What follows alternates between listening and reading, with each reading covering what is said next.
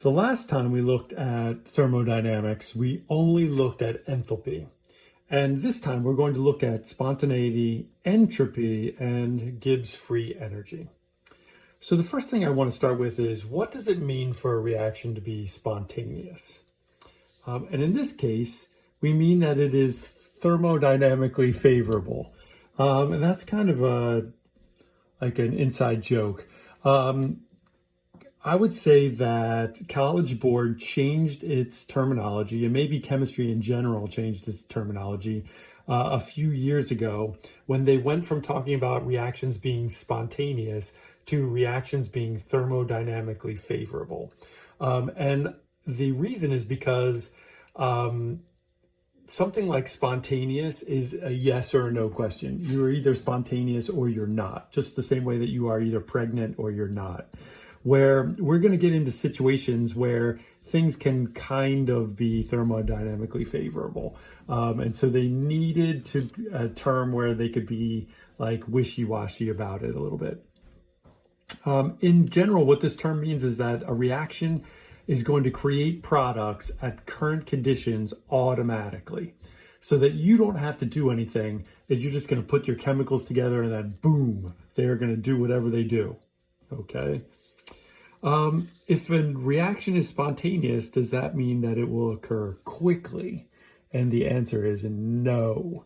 We just got done talking about rates, and you know that rates are determined by temperature or the orientation of the particles, whether there's a catalyst, what the concentration of the reactants are. So no, you can be thermodynamically favorable and super, super, super slow. They're different. The fact that you might happen automatically does not mean that you're going to be an explosion. It just means that, sure, you're going to eventually create products all on your own. So an example of that is like a ball rolling down a hill. If you put a ball on a hill, it's going to roll downhill. Does that mean that it's going to happen super fast? No, that depends on how steep the hill is. If the hill is at a 0.0001 degree angle, then the ball is going to roll down slowly. Or like if you have a hot object next to a cold one, heat always moves from a hot object to a cold one because that's just how it happens. The fast particles inside the hot object are moving around really fast, and they slam into the cold, slow particles, and then the slow particles start to move a little bit faster. And so we get a transfer of heat from hot to cold. But that doesn't mean that it's going to occur quickly. So rate and spontaneity are different. Okay, what is entropy? We talked about enthalpy a couple of weeks ago, and that was heat. Now we're going to talk about entropy, and entropy is what I would call a negative concept. It's a negative concept because we're talking about disorder or messiness or chaos. So the positive of that would be order or cleanliness. But chemists decided that they were going to talk about the negative end, the disorder or the chaos end of it. Now, at this point, you're probably saying, like, who cares, Sturman? But what happens is that this idea of being negative, of becoming more disordered, often causes people difficulty when we're assigning signs, whether a change is positive or negative. Okay. What is positional probability, and how is it related to entropy? So this idea of disorder was probably the original design of entropy. And then over the last couple of decades, that definition has morphed into something called positional probability. So over here we have some pictures of these two flasks. They were connected by a valve, and the valve is opened. And then let's say randomly, these 5 particles are allowed to move throughout the whole thing. And then we're just going to randomly take snapshots. What are the odds that if these particles are moving randomly around, that when I take a random picture, that all 5 particles are in the right-hand side container? Not likely, right? It's highly unlikely. The most likely thing is that you'll find 3 in one and 2 in the other, because the motion is completely random. And so if it's completely random, then they're not all saying, hey guys, let's all go into the right-hand container and hang out and have a party. No, they're just like bouncing around. And so the odds that you find all 5 in one container are low, where the odds if you find 2 in one and 3 in the other are much higher. Then container C here, this is fairly unlikely, but it's more likely than this one and less likely than that one. And so what chemists have decided is that they're going to talk about this idea of how likely, what are the odds that you find it in this configuration.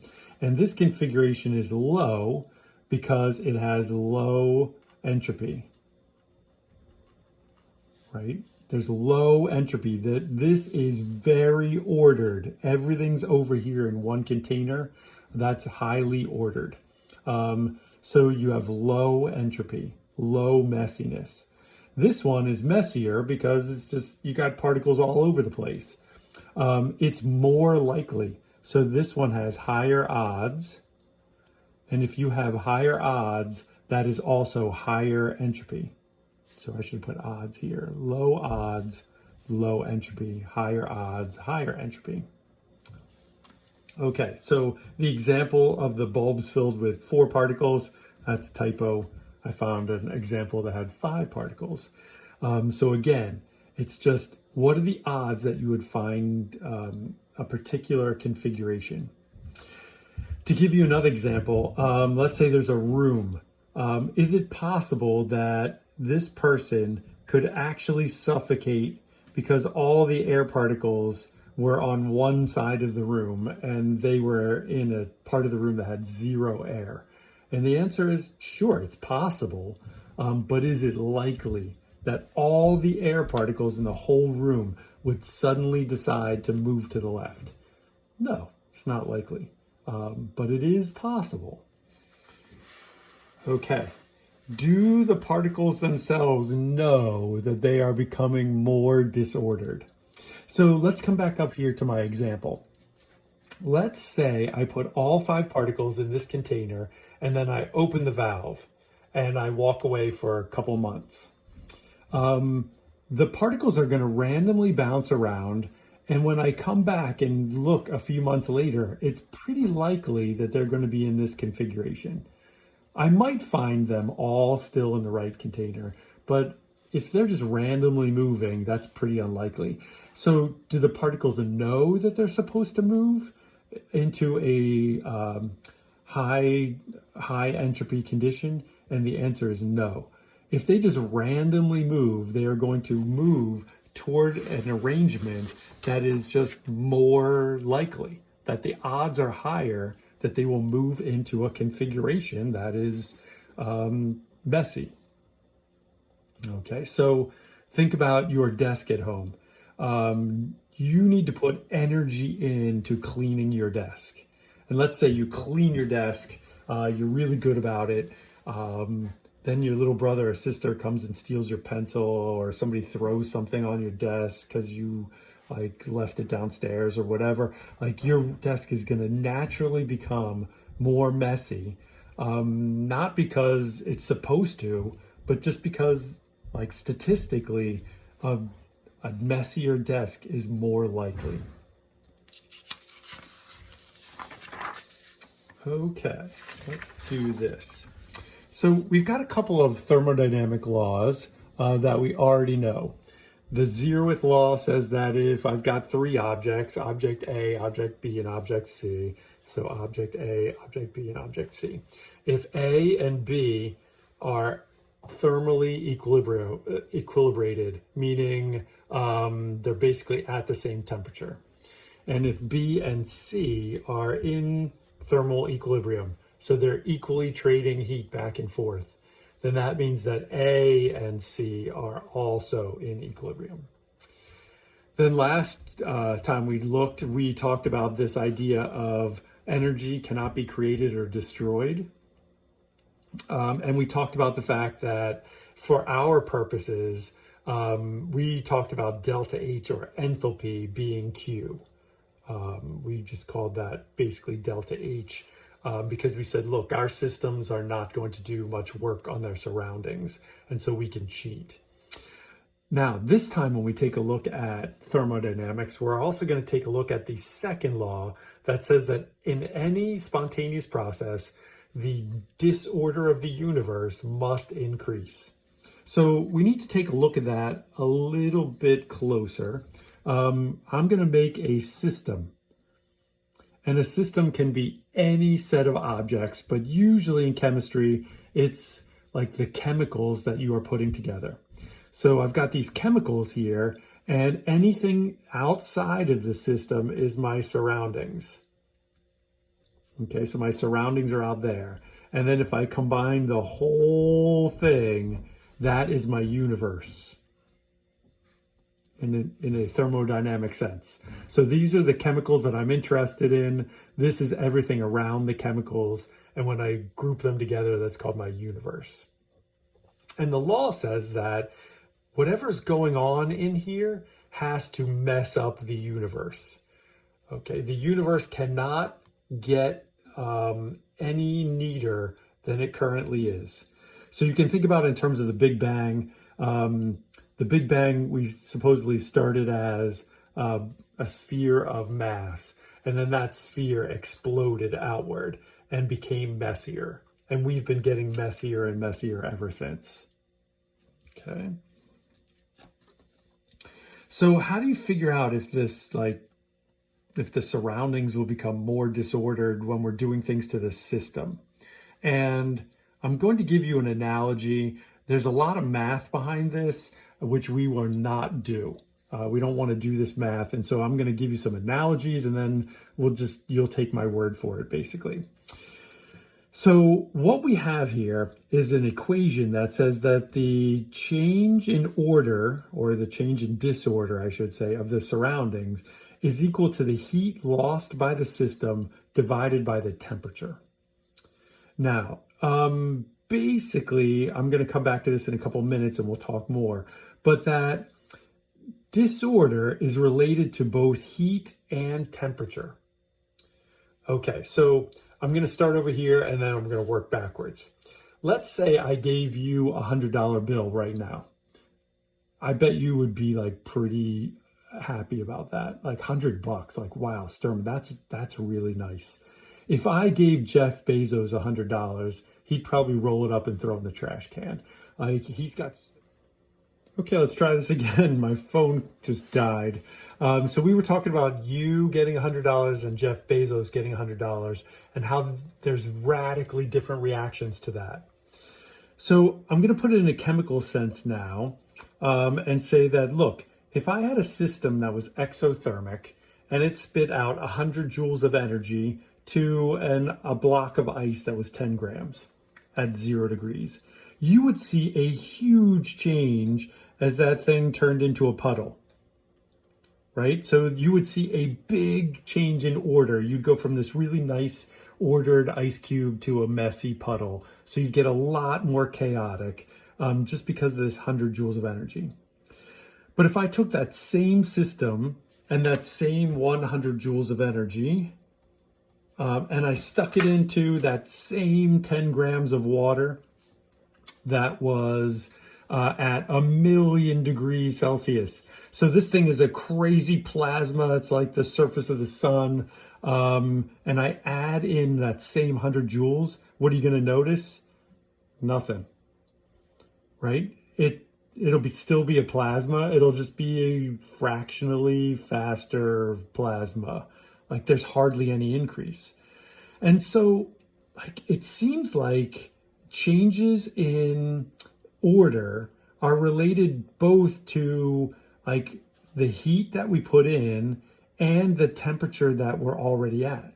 So this equation up here tries to get at that. It basically says, like, look, you've got some amount of heat, but that amount of heat has to be relative to the temperature you're currently at. So the same way, like, you're pretty poor right now as a student, $100, that's a big deal. But as a billionaire, $100 is nothing. Okay, I also want to rearrange this for a second here and do something that's probably technically not very legal, and say that essentially heat is equal to this T delta S term, or basically that energy can change your order, or your disorder, I should say. Okay, so we've got two things going on. We've got heat and we've got order. Which one's the most important? And the answer is yes. Like both. They're both important. Things always want to reduce their energy, and they always want to increase their disorder. It's just a law. Like if you put an object on a table, if there's very little friction, that object will slide itself to the lowest possible energy spot on that table. In other words, like if you were to just like, oops, knock something over, it will fall until its energy is at its minimum. And there's something weird about that, which is that is disorder an energy? And in a sense it is, that your messiness or your chaos is somehow related to this by the temperature. So to get at that a little more, we're going to take a look at a few things in thermodynamics. So we've got this kinetic energy and energy of position, which is your internal energy. And this, I'm going to put bonds here. You know I don't like that because I'm trying to avoid saying that energy is stored in bonds, because it's not. But what I want to say is that the way that things are bonded has an influence on their energy, along with the kinetic energy or the temperature of this thing. We can also say that when chemicals do work on their surroundings, when they change the size of their containers, that's also a type of energy, but basically we don't do this in AP Chem, so we can safely ignore it. And then finally, I just introduced this new type of energy, and it's the energy you get when you're changing the messiness or the disorder of a set of chemicals. Okay, so chemicals have a whole bunch of ways that they could change their energy, by changing their messiness, by changing their bonding, by changing their basically their temperature or how much heat they have inside them. Now, Gibbs is a guy who comes along and he says, well, we've got these three crazy things here. Oops, over here. How do all of these things come together? Like all this kinetic and this like work done on the container and work done with disorder, like how are they all related? And this guy Gibbs basically says, well, I think they're related like this. That there's some kind of energy, which he called free energy, delta G. So this is free energy, is related to the heat that's changing in the system. Is it exothermic or endothermic? And related to how the system is changing its order. So basically, it's saying, look, if you are, let's say, endothermic, then heat has to be going in. And in order for your desk to be neater, you have to pump work in. So if you want your disorder to be reduced, then you actually have to do work to get there. Okay, so Gibbs was able to say, like, look, there's some combination of heat and order that allows some energy in that system to be available to do work. And by that, I mean like to move a piston or to power an electrical device like a battery, that there's energy that's available and then there's energy that's tied up in other things. So how do we get negative G values? If systems want their free energy to be reduced, so the key is they want this value to go down. How do they do that? Right? And they do that by being exothermic. Because if they're exothermic, their delta H is negative.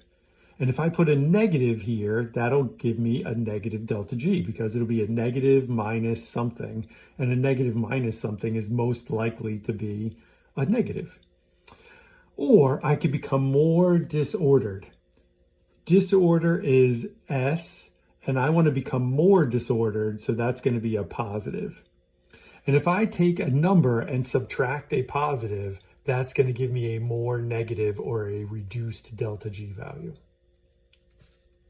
Okay, so there are lots of different ways this could occur. We could have a negative delta H and a positive delta S. So that means I'm exothermic and I'm getting messier. If I'm exo and messier, that is spontaneous always.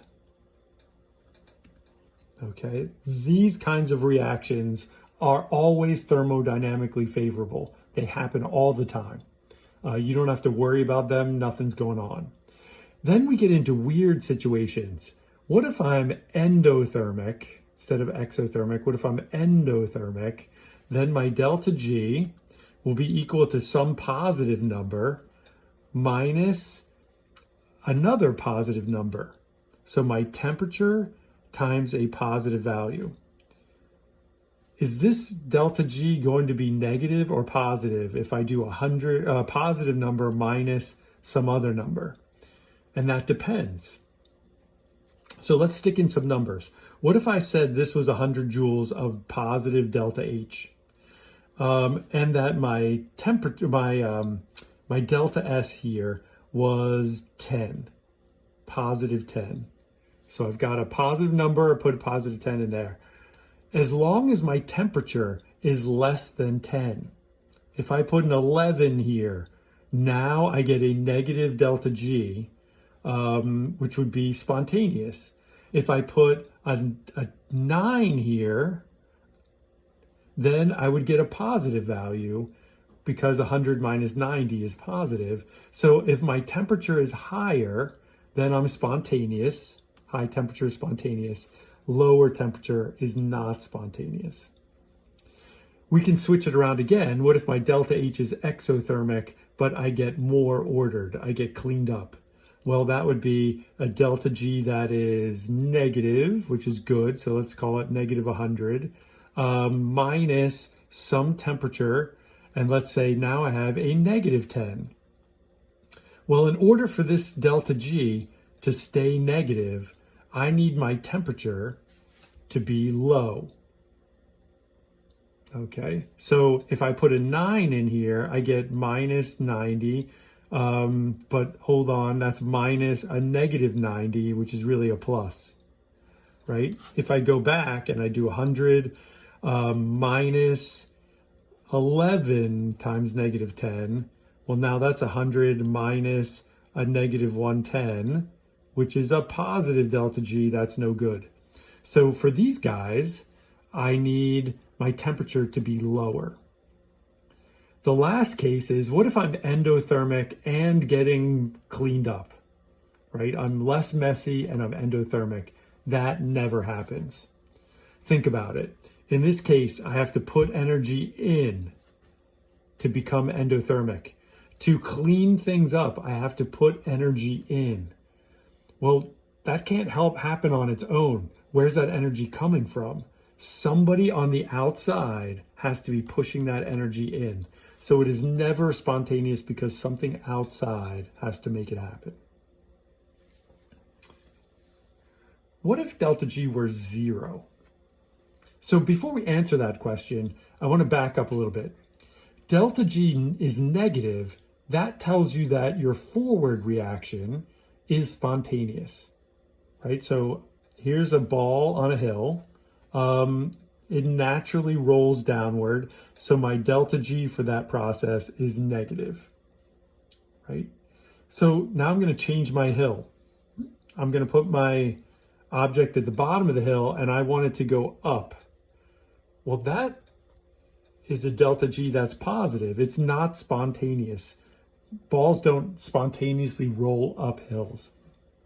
So not spontaneous, but what if I just let go of this thing wouldn't it naturally roll downhill? So a delta G that is positive tells you that the thing that you wanted to have happen is not going to happen naturally or spontaneously, but the opposite will. So in this case, the backward reaction would happen spontaneously if you would let it. And that brings us to our last situation, which is if you are in between here, between a negative and a positive, well, the forward and the backward are both happening spontaneously. Now, this means that we're at equilibrium because forward and backward are happening at the same time. We've seen this twice now. The other time was when we talked about rates. We talked about rates. What if the forward reaction and the backward reaction have the same speed, the same rate? Well, we said that would be equilibrium because the chemicals in your reactants and the chemicals in your products would be shifting back and forth really quickly. So now I've shown you two ways to get to equilibrium, and a kinetic argument and a thermodynamic argument. And in the future, we're going to tie these things together when we do our formal exploration of equilibrium itself.